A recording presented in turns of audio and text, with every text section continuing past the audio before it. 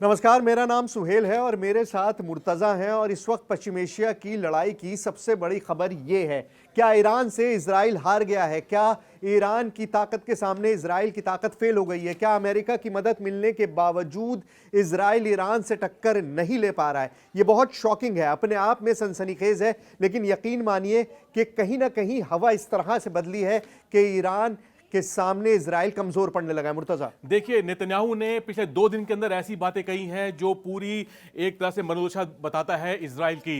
Netanyahu ने कहा है कि वो हमास के सामने सरेंडर नहीं करना चाहते और वो हमास को पूरी तरह खत्म करके रहेंगे। अब 19 महीने बाद जब इस्माइल हनिया खत्म हो चुके हैं, याह्या सिनवार मारा जा चुका है, तो उसके बाद ऐसा क्या क्या वजह है कि उनको लग रहा है कि हमास को अब भी खत्म करना जरूरी है और वो सरेंडर नहीं करेंगे? हानिया और सिनवार के साथ साथ 50,000 से ज्यादा लोग मारे जा चुके हैं, 60,000 इनफैक्ट, और वो फिगर हर दिन बढ़ता जा रहा है। लेकिन उसके बावजूद भी आज भी वो लड़ाई जारी है। 19 महीने, छोटा सा एंक्लेव, छोटा सा एरिया जहां पर कोई फौज नहीं है उस तरह से, सिर्फ हमास है। हमास को आप एक फौज की तरह ऑर्गेनाइज नहीं मान सकते, लेकिन उसके बावजूद लड़ाई चल रही है। और इसीलिए हम आपसे कह रहे हैं कि कहीं ना कहीं इजराइल उलझ गया है। ईरान ने लड़ाई के शुरू में कहा था कि हम जो जंग लड़ रहे हैं वो 1000 वुन की जंग है, मतलब इतने ज्यादा जख्म इजराइल को दे देने हैं कि खून रिस रिस के इजराइल कमजोर पड़ जाए, और कहीं ना कहीं वो होता हुआ दिखाई दे रहा है। बिल्कुल, उन्होंने 7 मोर्चों की बात की है। 7 मोर्चे, यानी कि नेतन्याहू को लग रहा है कि 7 फ्रंट ऐसे हैं जहां पर इजराइल को अब भी युद्ध लड़ना है, और इसमें से गाजा सबसे बड़ा मोर्चा है। और सबसे बड़ी हैरानी वाली बात यह है कि हमास अब भी गाजा को कंट्रोल कर रहा है, जबकि चारों तरफ से घिरा हुआ है। चारों तरफ से घिरा हुआ है। मैं आपको वो 7 मोर्चे दिखाता हूं जिस पर नेतन्याहू इस वक्त घिरे हुए हैं। पहला मोर्चा गाजा का है, दूसरा मोर्चा लेबनान है, फिर सीरिया है, चौथा यमन है, पांचवा ईरान है। और आप इस नाम को देखकर चौंक गए होंगे, ट्रंप का नाम, लेकिन यह भी सच्चाई है कि यह सबसे बड़ा फ्रंट बनता जा रहा है इजराइल के लिए, और 7वां फ्रंट इजराइल के लिए खुद इजराइल है। ये बताइए सबसे पहले गजा में क्या प्रॉब्लम चल रही है? देखिए, गजा में पिछले 2 दिन में इजराइल की बमबारी में करीब 100 लोगों की मौत हुई है, और वहां पर अब भी सबसे बड़ा जो चैलेंज है वो है बंधकों की रिहाई। हमास के पास वो बंधक है, और इजराइल जो है तमाम ऑपरेशन करने के बावजूद भी उन बंधकों को छुड़ा नहीं पाया है। पूरा मुद्दा यह है कि सीजफायर कब होगा और तब भी बंधक छुड़ाए जा सकेंगे। गजा की मिट्टी के नीचे एक अलग दुनिया बसती है। पूरी दुनिया ऊपर जो है वो पाट दी है, बमों से खत्म कर दी है, कोई बिल्डिंग वहां खड़ी हुई नहीं है। लेकिन उसके बावजूद जमीन के नीचे एक ऐसी दुनिया बसी हुई है जिसमें होस्टेजेस हैं, जहां पर ये ऑपरेशन आप देखिए, ये तस्वीर जो आपको दिखाई दे रही है, ये ऑपरेशन की है इजराइल के फौजी। पूरी बर्बाद यहां पर है, बर्बादी के अलावा कुछ भी नहीं है, और वहां पर ऑपरेशन अभी भी चल रहे हैं। आप सोचिए, जिसको हजारों लाखों टन बारूद से पाट दिया गया हो, उस जमीन में आज भी आपको ये अपने टैंक्स उतारने पड़ रहे हैं। बिल्कुल, ये देखिए, अब इनकी जो मैकेनाइज्ड इन्फेंट्री है वो यहाँ पर इस टाइम एक्टिव है। ये लहाव 333 यूनिट है, जो इजराइल की बहुत ही स्पेशल यूनिट मानी जाती है, और वो तब उतारी जाती है जब उनको लगता है कि यहाँ पर अब आम फौज के लिए ऑपरेशन आसान नहीं है। और ये लहाव 333 यूनिट जो है, अब इसको इस तरह देखिए कि इजराइल ने अपना मिलिट्री चीफ बदल दिया। वो जो शिनबेत के चीफ हैं रोनेन बार, उनको बदलने जा रहा है। रक्षा मंत्री एक बार बदला जा चुका है। तो इस पूरे युद्ध में जो चीज बदली जा रही है वो है नेतन्याहू के आसपास जो सुरक्षा से जुड़े लोग थे वो बदल दिए गए। नेतन्याहू वहीं पर है और गाजा का युद्ध भी वहीं पर है। लेकिन कुछ बदलाव अच्छाई के लिए होते हैं, यहां पर कुछ उल्टा होता हुआ दिखाई दे रहा है। ये जो भी बदलाव हो रहे हैं, ये कहीं ना कहीं इंटरनल डिसेशंस दिखा रहे हैं। ये बता रहे हैं कि सब कुछ ठीक नहीं है, और इसीलिए एक तनाव जो पॉलिटिकल वहां पे रेल्म है इजराइल के अंदर, उसके अंदर दरारें साफ दिखने लगी हैं। और उन दरारों का ही नतीजा है कि 19 महीने बाद भी आपको ये नज़ारे देखने को मिल रहे हैं। कहीं ना कहीं जो गजा का फ्रंट था, जिसको सबसे आसान माना था, जिसमें लगा था कि इजराइल 19 महीने नहीं 19 दिन में शायद उस पूरे फ्रंट पे कब्जा कर लेगा और अपने लोगों को छुड़ा लेगा, 19 महीने बाद भी ऐसा कुछ नहीं हो पाया। बिल्कुल, देखिए, ये आयरन डोम का 50% स्ट्राइक रेट है यहाँ पर, यानी वो 100% फेल हो गया है। हमास जिंदा है, यानी कि इजराइल की सेना फेल हो गई है, और हमास के सामने इजराइल की सेना जूझती हुई नजर आ रही है। यही सबसे बड़ी चीज है। 19 महीने की बमबारी के बावजूद अभी अप्रैल के पहले हफ्ते में हमास ने फिर से रॉकेट दागे।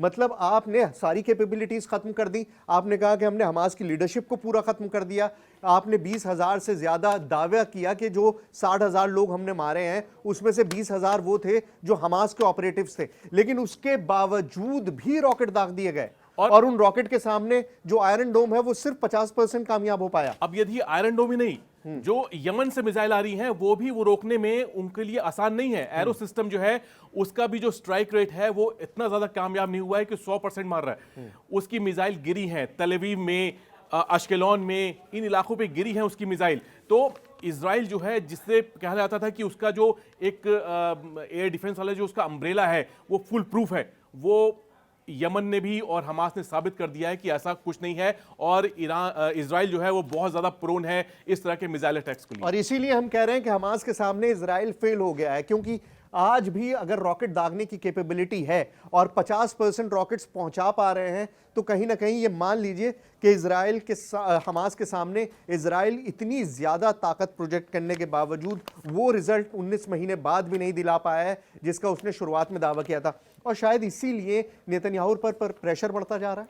नेतन्याहू कोर्ट गए हैं और वो कोर्ट में अपनी स्टेटमेंट देने गए क्योंकि उन पर हेराफेरी, धोखाधड़ी और रिश्वतखोरी के इल्जाम लगे हुए हैं।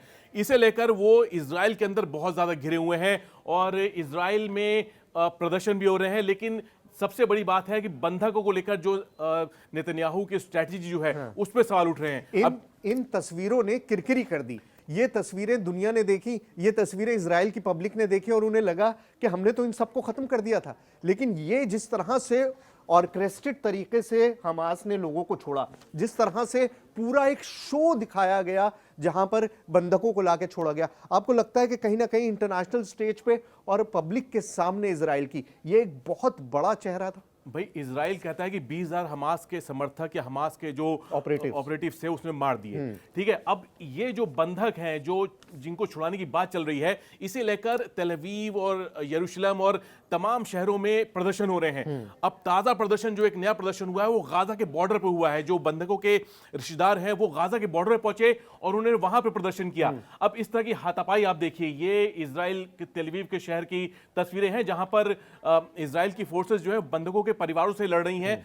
उनकी डिमांड है कि नेतन्याहू जो है इस युद्ध को खींच रहे हैं क्योंकि वो अपने केस में फंसे हुए हैं और इसलिए वो बंधकों को छुड़ाना नहीं चाहते या फिर उसमें वो बहुत ज्यादा ढिलाई बरत रहे हैं। अच्छा, मुझे याद है कि अभी कुछ दिन पहले क्या कहते हैं, हमास के खिलाफ एक छोटा सा प्रदर्शन हुआ था गजा में, जिसको लेके बहुत बड़ी खबर बनाई थी इजरायली मीडिया ने और ये कहा था कि अब कहीं ना कहीं हमास के खिलाफ गजा के लोग प्रदर्शन करने लगे हैं। इसका मतलब उनका जो सब्र का बांध है वो टूट गया है। लेकिन सब्र का बांध तो यहां पर टूटता हुआ दिखाई दे रहा है और इजराइल में आए दिन ये प्रदर्शन बढ़ते जा रहे हैं, लोगों की भीड़ बढ़ती जा रही है और अग्रेसिवनेस बढ़ती जा रही है। और ये पहले दिन से हो रहा है। ये जब हमास ने अटैक किया था 7 अक्टूबर 2023 को इजराइल के ऊपर, उसी के बाद से जब बंधकों को छुड़ाने की बात आई और सीजफायर नहीं हो रहा था, तब ही से इस तरह के प्रदर्शन हुए हैं ताकि नेतन्याहू पे दबाव पड़े। और 24 जो बंधक हैं वो अब भी हमास के पास हैं और नेतन्याहू उनको रिहा कराने में कामयाब नहीं हुए। एक नई बात यह है कि इजराइल एयरफोर्स के करीब 1000 जो पूर्व वायुसैनिक हैं उन्होंने नेतन्याहू को चिट्ठी लिखी है कि आप युद्ध बंद कीजिए और जो बंधक हैं उनको छुड़ाने के लिए आप सीज फायर कीजिए। अब ये लोग कौन हैं? ये वो लोग हैं जो इजराइल की फौज में सर्व कर चुके हैं। तो ये भी नेतन्याहू के लिए एक बहुत बड़ा शौक है और उनको अब देखना पड़ेगा कि वो कब तक इस युद्ध को जारी रख पाते हैं। देखिए, बहुत सारे लोग हैं इजराइल में जो ये मान के चल रहे हैं कि ये सारी लड़ाई जो है, जो लंबी खिंचती जा रही है, वो सिर्फ इसलिए खिंच रही है क्योंकि कहीं ना कहीं नेतन्याहू अपनी कुर्सी और अपनी खाल बचाना चाहते हैं। अगर ये जो करप्शन के केसेस उन पर चल रहे हैं, ये जो धोखाधड़ी के मामले उन पर चल रहे हैं, अगर ये आगे बढ़े और उनको इम्पीच किया गया और उनको सजा की तरफ ले जाया गया तो उनके लिए कोई फेस सेविंग डिवाइस नहीं बचेगा। देखिए, उनके दो विरोधी थे इजराइल की पॉलिटिक्स में, बेनी गांट्स और दूसरे हैं योआव गैलेंट जो रक्षा मंत्री थे। एक तरह से इन दोनों को साइडलाइन कर दिया नेतन्याहू ने। अब उनके पास एक खुला मैदान है, वो अपने हिसाब से चल रहे हैं और यही वजह है कि जो इजराइल के लोग हैं, चाहे वो उनके विपक्ष के हों चाहे फिर जो उनके क्या कहते हैं इनके प्रदर्शनकारी हो, उनको लग रहा है कि नेतन्याहू जो है अब उस मूड में आ गए जहां इनको कुछ फर्क नहीं पड़ रहा है। और इन सब के बीच में अमेरिका ने अपना मिशन चालू रखा है। ये आपको जेट्स की तस्वीरें दिखाई दे रही हैं जो अमेरिका के एयरक्राफ्ट कैरियर्स हैं, वहाँ से ये जहाज़ उड़ रहे हैं और लगातार बमबारी कर रहे हैं यमन पे। यमन पे पिछले कुछ दिनों में इतना गोला बारूद बरसाया गया जो अपने आप में अनप्रेसिडेंटेड था। बड़े बड़े बम दागे गए। ये देखिए, ये बम्स देखिए किस तरह का म्यूनिशन यूज़ किया गया है, किस तरह के हथियारों का इस्तेमाल हो रहा है यमन के हूतियों पर। ये वही बम है जो गाजा पे गिरे हैं, बेरूत पे भी गिरे हैं और अब यमन पर गिर रहे हैं, लेकिन उसके बावजूद यमन में लोग वहीं के वहीं हैं। यमन जो है वो एक तरह से टेस्टिंग पॉइंट बन चुका है इजराइल और अमेरिका का, और वो इस वॉर जोन को कंट्रोल करने में अमेरिका अभी तक नाकाम साबित हुआ है। अब्दुल मलिक हूती के बारे में बताइए मुझे। मतलब वो एक फिगर ऐसा बन गया है कि याहिया सिनवार को ढूंढ के मार दिया आपने, हानिया को ढूंढ के मार दिया आपने, हिजबुल्लाह के चीफ नसरल्लाह को मार दिया, लेकिन अब्दुल मलिक हूती के बारे में कोई इंफॉर्मेशन नहीं मिलती है। देखिए यमन जो वो है ना, है भी या एक फैंटम की तरह बस हवा में है? यमन जो है ना अपने आप में एक बड़ा देश है, बड़ी सरकार चल रही है वहां पर। उनको हूती विद्रोही बोलते हैं, लेकिन वो सरकार चला रहे हैं वहां बिल्कुल, पर। absolutely। अब दूसरी जो कमी यहाँ पर अमेरिका या फिर इजराइल के सामने है वो ये कि एक डिस्टेंस है। भाई गाजा में आपने उड़े और आपने चंद मिनट में बम गिरा दिए, लेकिन यमन तक जाने के लिए आपको 1800 से 2000 किलोमीटर का सफर तय करना पड़ेगा। और वहां पे ऑपरेशनल जो आपके चैलेंजेस होते हैं किसी भी फौज के लिए, वो पेश आते हैं। और यहां पर यह चीज ना सिर्फ अमेरिका के लिए बल्कि इजराइल के सामने भी बहुत बड़ी दिक्कत है इस बात की।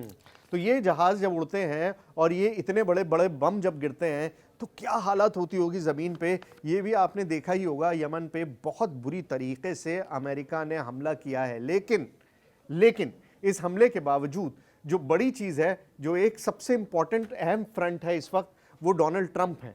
नेतन्याहू और डोनाल्ड ट्रंप के बीच सब कुछ ठीक नहीं है, रूठे रूठे से हैं एक दूसरे से। नेतन्याहू और ट्रंप को लेकर यह है कि नेतन्याहू ने बहुत भरोसा किया है ट्रंप के ऊपर। उनको यकीन था कि जब परमाणु मुद्दे पर बात होगी ईरान को लेकर, तब ट्रंप जो है वो वही करेंगे जो नेतन्याहू चाहते हैं। हाँ। लेकिन अभी तक तो, और इसीलिए जब ये मुलाकात हुई थी तो ऐसी दोस्ती और ऐसा कमांडरी दिख रहा था कि अरे पता नहीं कितने पुराने दोस्त मिले हैं, और वो एक तरह की बॉडी लैंग्वेज थी। बट ये बॉडी लैंग्वेज भी अब चेंज होती जा रही है। दूसरी विजिट में इस तरह की बॉडी लैंग्वेज नहीं नजर आई। देखिए बात है कि जब से रोम में मीटिंग हुई है और ईरान के विदेश मंत्री ने जब से कहा है कि बहुत अच्छे माहौल में बैठक हुई, हम खुश हैं और तीसरे दौर की जो बातचीत होगी उसे देखेंगे। यानी कि अगर ईरान खुश है बैठक को लेकर, परमाणु मुद्दे को लेकर, जो उसको ही टारगेट करके एक तरह से ये बैठक हो रही है, अगर उस बैठक को लेकर वो खुश है तो नुकसान में कौन है? इजराइल होगा। हाँ। क्योंकि इजराइल के हिसाब से फिर चीजें नहीं चल रही हैं अगर ये चीजें ईरान के हिसाब से चल रही हैं। तो जो पूरा उन्होंने अंदाजा लगाया था, नेतन्याहू को ये लग रहा था कि ट्रंप के ऑफिस आने के बाद और ट्रंप ने जिस तरह के शुरुआती मोड़ दिखाया था, तो उससे उन्हें लगा था कि ईरान पर एक बहुत बड़ा दबाव बढ़ा देंगे और ईरान से ट्रंप निपट लेंगे, बाकी हम अपने आसपास लोगों से निपट लेंगे, यमन को भी वो देख लेंगे, सारी चीज़ें हमारी सॉर्टेड हैं और हम सिंगुलर पावर बन के रह जाएंगे वेस्टर्न एशिया में और हमारे आगे फिर कोई और ताकत नहीं रहेगी। लेकिन ये प्लान पूरी तरह से हो नहीं पाया और अब तो लगने लगा है कि प्लान फेल ही हो जाएगा। इनफैक्ट देखिए ट्रंप जो है उनके सामने मेरे ख्याल से नेतन्याहू ज्यादा वक्त देंगे नहीं।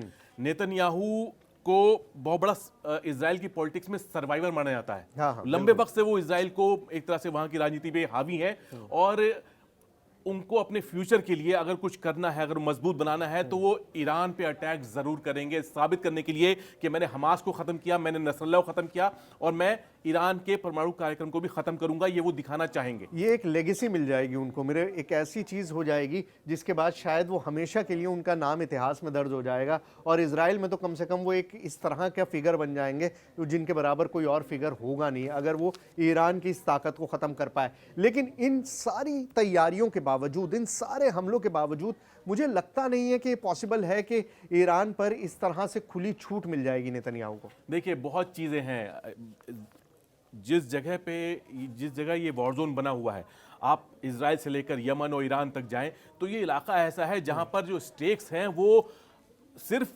अमेरिका या इजराइल या ईरान के नहीं है, वहां पे पूरी दुनिया के स्टेक्स हैं। तो ये दुनिया इस जगह पे अगर कुछ बड़ा युद्ध होता है तो वो सिर्फ अमेरिका या इजराइल के कंट्रोल में रहेगा ऐसा नहीं है, उसमें बहुत सी पावर्स हैं, चीन है, रूस है, तो सब देख रही हैं कि आगे क्या चल रहा है। तो सब देख रहे हैं कि आगे क्या चल रहा है। इन पावर्स के साथ साथ आम आदमी, हम लोग भी टिकटिकी लगाए हुए बैठे हुए हैं और हम लोगों के लिए भी ये उतना ही अहम है। आप ये समझिए कि अगर इस जोन में चीज़ें होती हैं, सोने के भाव बढ़ते जा रहे हैं, पेट्रोल के भाव बढ़ते जाएंगे, क्रूड के भाव बढ़ते जाएंगे, अगर कोई भी इस तरह का यहाँ पर इंसिडेंट होता है या ये टेंशन बढ़ती है, जियोपॉलिटिक्स यहाँ पर अगर बढ़ती है, ये मिसाइल आप देखिए, खुर्रम शहर मिसाइल है, अगर इस तरह के 1-2 मिसाइल और इजराइल पे गिर जाएंगे तो कहीं ना कहीं जियोपॉलिटिक्स बदलेगा और उसका असर पूरी दुनिया पे पड़ता है। अभी तक ईरान ने मिसाइल दिखाई नहीं है अपनी। चर्चा थी कि ऑपरेशन 2 प्रॉमिस के दिन ये मिसाइल चली थी, लेकिन ये मल्टी वॉरहेड वाली जो मिसाइल है और एक हाइपरसोनिक स्पीड से चलने वाली मिसाइल है, ये अभी तक ईरान ने इस्तेमाल नहीं की है। और बार बार ये कहा जा रहा है कि ये मिसाइल ही ईरान के किसी भी बड़े हमले में एक बड़ा रोल अदा करेगी, और बार बार ईरान में इसका जिक्र किया जाता है। तो ये एक गेम चेंजर मिसाइल है और इसके अलावा भी बहुत सारी चीज़ें हैं जो पीछे अभी ईरान ने दिखाई नहीं है। अपनी मिसाइल सिटीज़ तो दिखाई हैं, लेकिन उन मिसाइल सिटीज़ में आर्सेनल किस तरह का है, किस तरह की चीज़ें हैं, वो आने वाला वक्त बताएगा। लेकिन कहीं ना कहीं 7 फ्रंट पे, इनफैक्ट मुर्तज़ा मैं तो कहूँगा कि 7 फ्रंट नहीं 8 फ्रंट पे इजराइल घिर गया है। हाँ, 8वां फ्रंट जो है नेतन्याहू का खुद अपना बनाया हुआ फ्रंट है, जो उन पे केस लगे हुए हैं, करप्शन और केसेस। और अब इन 8 फ्रंट से एक साथ आप एक से मुकाबला कर सकते हैं, 2 से, 3 से, 4 से, लेकिन यहां पर 8 मोर्चे हैं और 8 मोर्चों पर क्या नेतन्याहू कामयाब हो पाएंगे? क्या नेतन्याहू इन 8 मोर्चों से पार पा पाएंगे? ये आने वाला वक्त बताएगा।